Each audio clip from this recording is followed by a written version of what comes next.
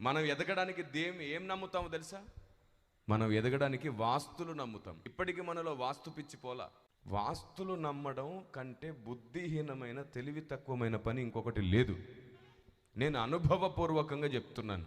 వాస్తులో ఏమీ లేదు. ఒకవేళ ఉండుంటే మనం అన్ని దేశాల కంటే గొప్పగా ఎదిగి ఉండాల్సింది ఇప్పటికీ. నేను మొన్న కువైట్ వెళ్ళాను, అంతకుముందు అబుదాబి వెళ్ళాను, సింగపూర్ వెళ్ళాను, మలేషియా వెళ్ళాను, ఇది చాలా దేశాలకు వెళ్ళొచ్చాను.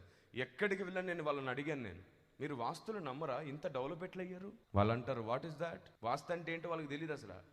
అదే ఏదో ఒక మూలన బరువు పెట్టకూడదు, బరువు తీసేయాలి, చెట్టు ఉండకూడదు, బాత్రూమ్ ఉండకూడదు, ఇవన్నీ నీకు తెలీదా?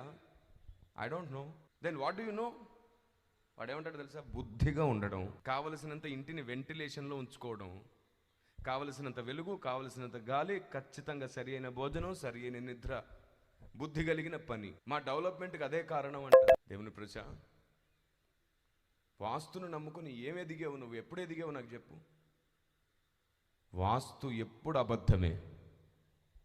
దిక్కులను నమ్ముకొని నువ్వు ఎప్పటికి కూడా ఎదగలేవు. దేవుడే నీకు దిక్కవ్వాలి, దిక్కులను సృష్టించిన వాడే నీకు దిక్కవ్వాలి. అప్పుడు నువ్వు ఎదగడం ప్రారంభిస్తావు. దేవునికి స్తోత్రం కలుగును గాక.